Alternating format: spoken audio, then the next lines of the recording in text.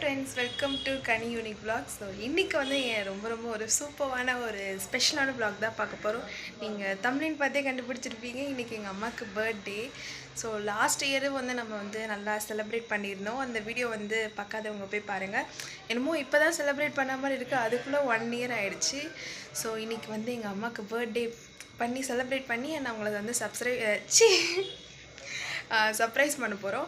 And என்னன்னா என்கிட்ட வந்து சுத்தமாக காசே இல்லையா. நேற்று தான் வந்து எங்கள் அம்மா கிட்ட சும்மா என் பேங்க் அக்கௌண்ட் வந்து 0ல் இருக்குமா, கொஞ்சம் காசு அனுப்பு அப்படின்னு அவங்க அனுப்புனாங்க.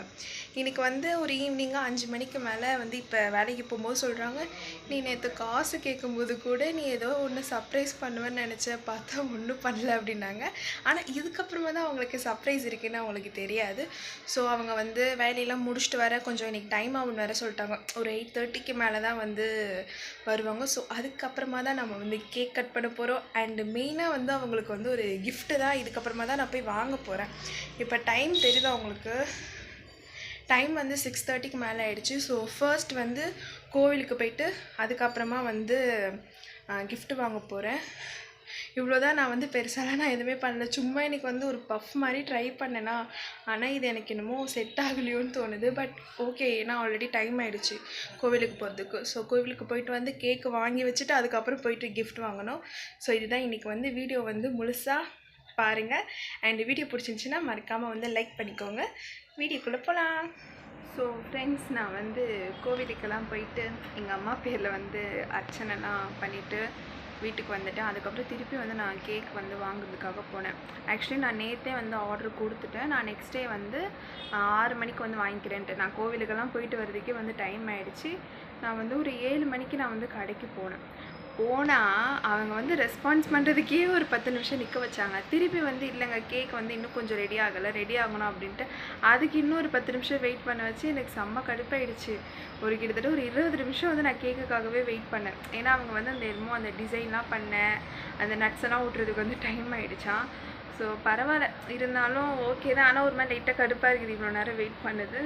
பரவாயில்ல. ஆனால் எனக்கு என்ன எக்ஸைட்மெண்ட்டுனா, எங்கள் அம்மா வந்து எப்படி வந்து ரியாக்ட் பண்ண போகிறாங்க, அதுதான் வந்து எனக்கு ரொம்ப எக்ஸைட்மெண்ட்டாக இருக்குது. ஏன்னா நான் வந்து அம்மாட்ட சொல்லிட்டு காசு இல்லைம்மா என்ன பண்ணுறது அப்படின்ட்டு நான் எதுவுமே பிளானே பண்ணலம்மா, நான் உனக்கு எதுவுமே பண்ணலன்னு சொன்னேன். அவங்களும் வந்து அந்த ஒரு மைண்ட் செட்லேயே தான் இருக்கிறாங்க.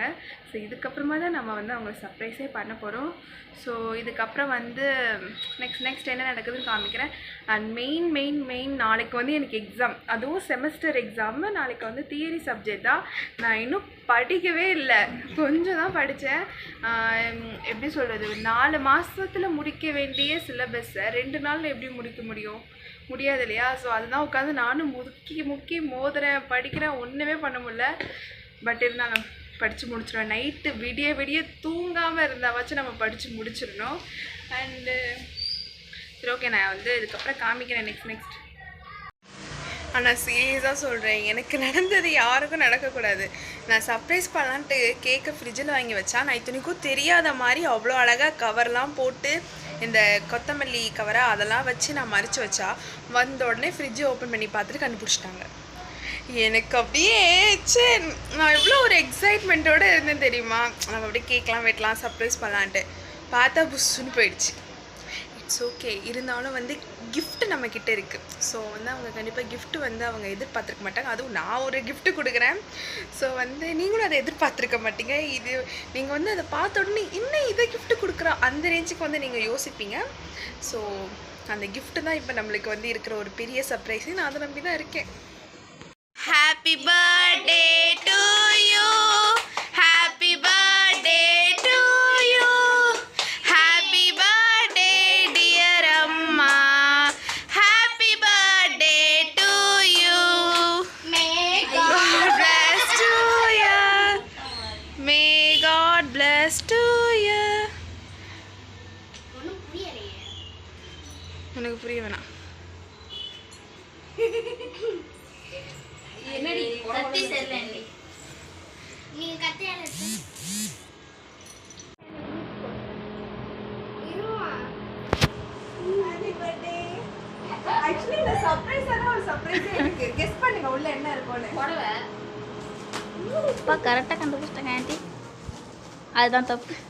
அப்பா அப்படியே பட்டு பிரிக்கிறாங்கடா.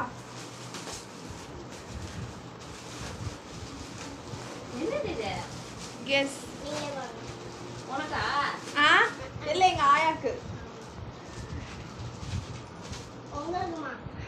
எப்படி? எங்க போய் எடுத்துட்டு வந்தா? பிளட் தான் எடுத்துட்டு வந்தாங்க. ஐ மீன் மாவு விற்கிறாங்கள அவங்க இதுவும் சேல் பண்ணுறாங்க.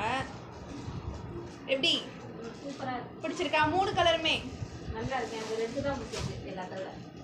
அப்போ அந்த பிளாக் அது பிளாக் கலர் எது brown brown brown colour. black match தப்பு கலர் போட்றாங்க. நல்லா இருக்கு. சூப்பரா இருக்கு. இது காலர் வச்ச மாதிரி இருக்கு. ஓகேவா? ஹாப்பியா? நல்லா இருக்கு. ஏமா காலர் வச்சது? மயிலான சின்ன பொண்ணா நானுங்க. காலர் தான்டி அங்க இருந்தது. காலர் தான் ட்ரெண்ட். அப்படி இல்லைன்னா மாற்றிக்கலாம் நம்ம நார்மலாக அந்த இதுக்கு முன்னாடி. காலரே நீ வீட்டில் போட்டுக்கோ. அப்படி நமக்கு நல்லா இருக்கு.